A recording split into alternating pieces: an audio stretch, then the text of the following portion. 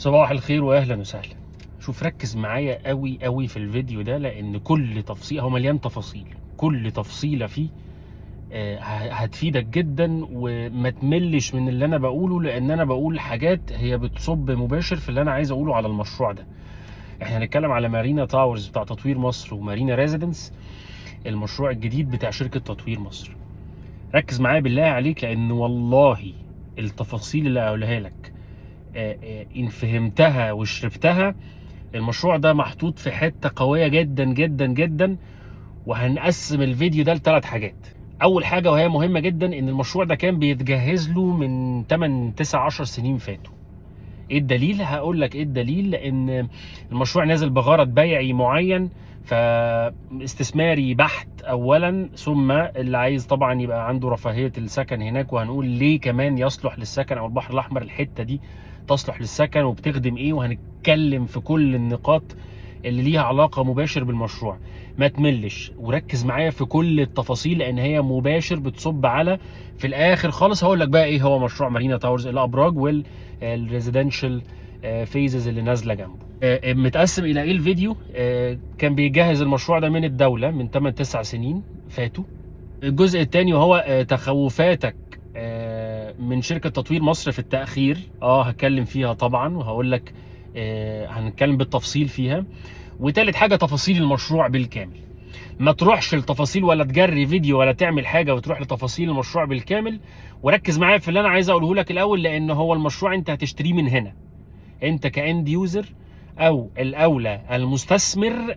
وكلمه استثمار بقولها لك دلوقتي بقوه جدا، عكس الفيديوهات اللي فاتت لو انت تتفرج عليا في حته ما فيش استثمار ومش اي فرصه نقول عليها فرصه والكلام اللطيف ده.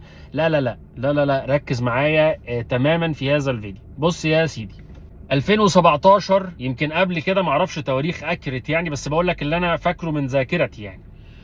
لما تاني بعيد لك الكلام ده، لما بقول لك ان الدولة كانت بتتوسع بشبكة الطرق بتاعتها وشبكة الاستثمار بتاعها في الساحل الشمالي او البحر المتوسط، ابراج العالمين، العين السخنة او البحر الاحمر، مدينة الجلالة، شرق القاهرة العاصمة الادارية، غرب القاهرة اكتوبر المدينة السياحية الجديدة، ومؤخرا النطاق المتحف المصري الكبير.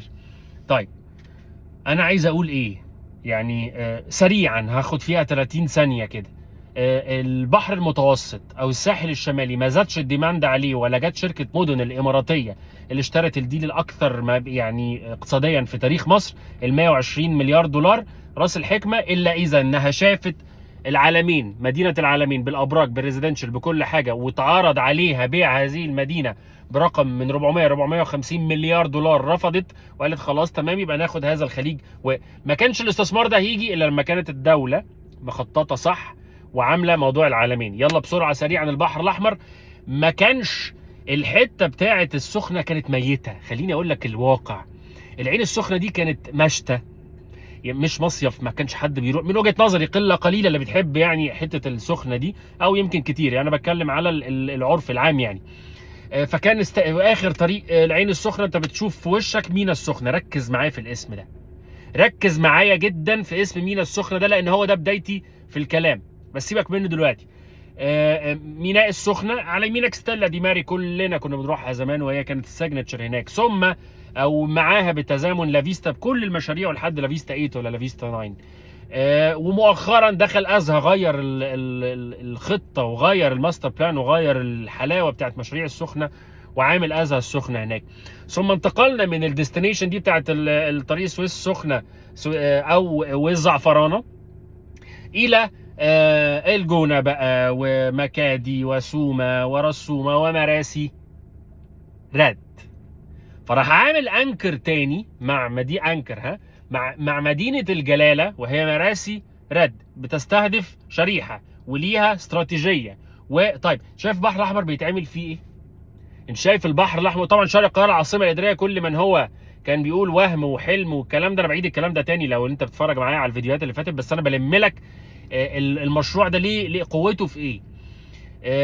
فادي العاصمه الاداريه وخلاص. قلنا كبار المطورين هيخشوا في المرحله الثانيه، دخل بالم هيلز ولا فيستا في المرحله الثانيه عاصمه اداريه.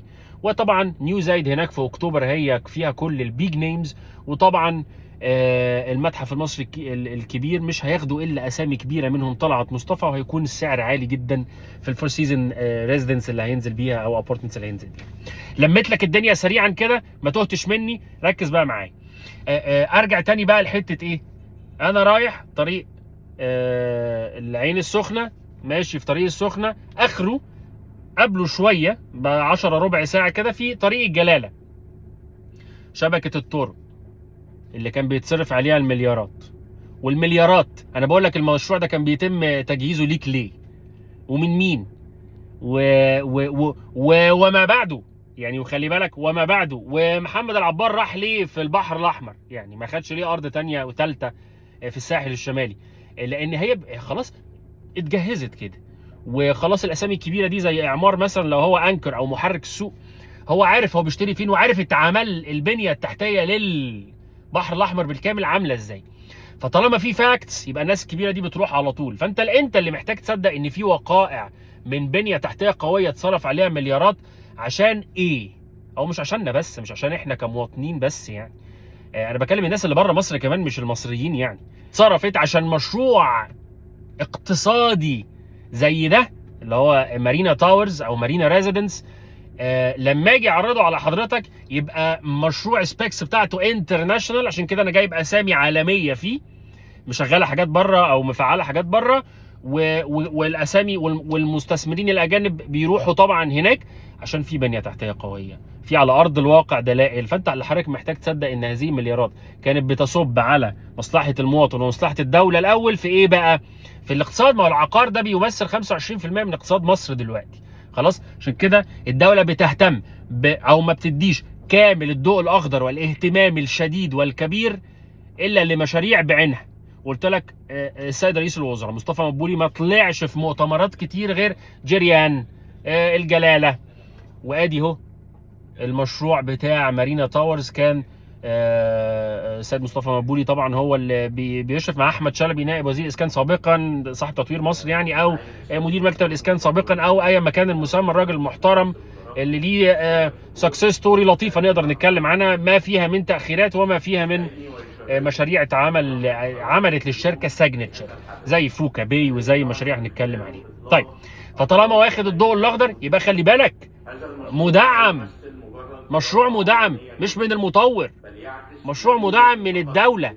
هات لي كده مشروع الدعم من الدوله ما طلعش في المده وما خلصش من ده. مين اللي بيشرف كمان؟ ده انا هقول لك اسامي قصص، بس انا عايزك تكمل معايا للاخر. طيب فطالما هذا المشروع مدعم زي غيره، فخلي بالك قبل ما اخرج من النقطه دي وادخل بقى في التفصيل المؤكده اللي انا عايز اقولها، ان شركه اس تي ام اللي طالعه دي يا جماعه في الماركت دلوقتي بقى لها ايه من السنه اللي فاتت يعني، ابتدى اسمها يظهر شويه وابتدت دلوقتي خلاص تنزل على ارض الواقع. الشركه دي بقى هي الا كارت ارهاب. شركه طبعا تابعه للدوله، اي ما كانت تابعه للدوله، ونازله بقطع اراضي ملخصها الباكج اللي ما كانش حضرتك عارف تشتريها في السوق العقاري المصري. استلام فوري يعني من 0 لسنه، اطول فتره ممكنه موجوده 10 سنين. مقدم بقى هتدفعني 30 40%؟ لا 10%. مش متشطب؟ لا متشطب في اماكن خطيره، البرايم لوكيشنز. شركه اس تي ام دي نازله بيها ده بالمره كده لحد ما اعمل لها فيديو طبعا كامل ليها. واعتقد من وجهه نظري ان هي بتخص الاند يوزر بحت، بتخص اللي عايز يسكن بقى جدا ومريحه جدا. فدي نازله كارت ارهاب اللي هو هتتاخر يا اكس، مش عايزين نجيب اسامي بقى تاني، هتتاخر يا اكس او اكس او اكس. طبعا. طب تعالى بقى خلاص اركن انت على جنب، وفي بديل قوي في الماركت كريدبل موثوق فيه نازل باستراتيجيه قويه جدا من الاول. بقول لك ان انا بحل ازمه العقار في مصر. وده غير طبعا ان في اساتذه في السوق العقاري المصري يعني، لما خلاص صورتهم ما بتتهزش يعني، زي اسامي كتير احنا قلناها في الفيديوهات اللي فاتت.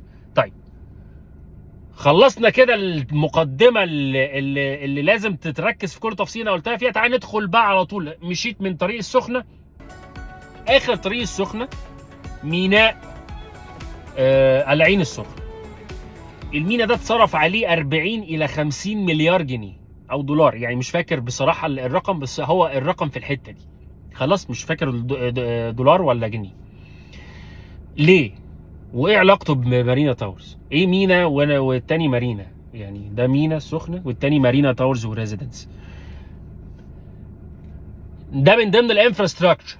ما هو انت لازم تفهم بقى عقار، وتفهم انت بتشتري والمشروع النازل ايه اقوى سيلينج بوينت فيه. هي مش اتقالت قدامك او يمكن ما سمعتهاش؟ سياحه اليخوت. عايزين ننمي سياحه اليخوت. لا انا هاخد الكلمه دي واقف ومش هشرح اصلا المشروع دلوقتي، مش هشرح تفاصيله خالص. ده انا بركز في سياحه ايه هي حضرتك سياحه اليخوت دي. يعني انا فتحت لك يا مستثمر يا مصري، معلش قبل ما اخرج من النقطه دي بيجي لي كلام والله عايز اقوله لك عشان الم لك الماركت كله. طب ما هو التاني محمد الكبير، محمد العبار مراسي رد، ما عنده 3 مارينا، وقلت لك ساعتها ده بيستهدف كمان الانفسترز اللي بره مصر عشان يخوت. ف بس يعني بقى دولار، تدفع بالدولار واقامات اجنبيه الاول، ولا المتبقي بعد زياده الاسعار نديه للساده المصريين. طيب خليك انت دي استراتيجيتك، مفيش مشكله، وقوي المشروع جدا، وطبعا اعمار محدش يعرف يتكلم عليه. انا عايز ارجع انا لحته سياحه اليخوت دي.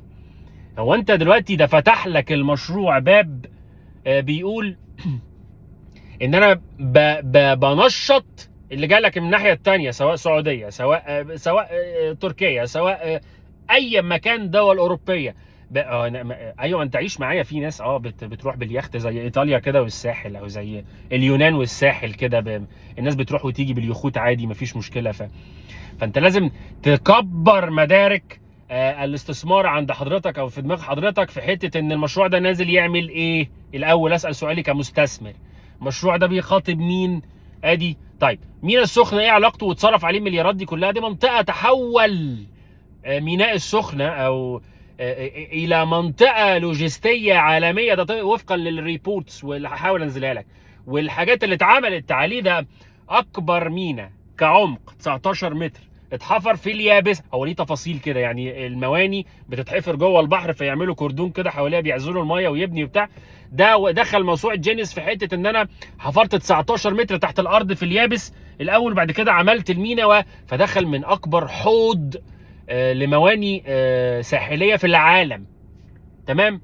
ادي قوته وادي المليارات اللي اتصرفت عليه، هتصب على كل حاجه، على صناعه، على اقتصاد مصري، على استثمار اللي احنا بنتكلم فيه بقى. فكل العوامل دي مهمه جدا لحضرتك. هي بقول لك منطقه لوجستيه تحولت الى اكبر منطقه لوجستيه عالميه.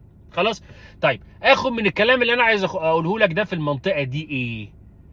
ان اليخوت هتيجي تمضي وتختم الباسبورات من هنا، فعمل لك البوابه اللي هتجيلك. هو اليخت ده يدخل على مارينا تاورز على طول؟ مساء الخير انا داخل باليخت بتاعي، يلا وروني بقى عايز اجر فين ولا اعمل. لا طب ده في استعلامات امنيه الاول، وفي جوازات زي كانك في المطار بالظبط. فعلى بعد كام؟ على بعد مش كتير، ده مينا السخنه يعني والجلاله مفيش. فهيتعمل او خلاص تم افتتاحه يعني المينا ده، فهيتعمل الجوازات هناك والمراكب واليخوت هتيجي تختم عشان تدخل بوابه مصر من البحر الاحمر، وبعد كده تيجي لحضرتك بقى تستمتع بقى في البحر الاحمر. عندنا من احلى واعظم بحور العالم، ده انا مش ببالغ يعني. خلاص كده يا فندم، ادي بدايه المشروع. قوته فين؟ في اللي انا بقوله لك ده. هل في البحر الاحمر لو انت هتتابع معايا او متابع معايا زمان عوامل الاستثمار، هل في تايب زي ده؟ لا. هل في يعني برج بورتو بتاع؟ ما تخليناش بقى نتكلم بقى، يعني خلاص هو ليه ما عليه وعليه ما عليه بقى بورتو بتاع. هو في ازمه دلوقتي يعني في كبيره يعني، ما تلاشى الاسم يعني. فلا مفيش تايب زي ده. ايه بقى اول حاجه؟ بسم الله الرحمن الرحيم. سعر اول طرح براجع معاك الخطوات، ولميجا لونش وتايب نادر في خط البحر الاحمر بالكامل لحد ما حضرتك تروح كده سفاجه وبتعدي بقى الجونه وغردقه ومش عارف ايه وبتاع، وتروح لحد هناك. اكسبكتنج ينزل ما انا بفتح معاك برضو، هل ده الاول والاخير؟ يعني اكسبكتنج تنزل تاورز ثانيه الله اعلم، بس ده الاول. فاي حاجه هتنزل من بعده هينزل زي ما قلت لك في الفيديوهات اللي قبل كده من حيث انتهى الاول. طيب فادي حدث ليه اهميه بنتكلم عليه.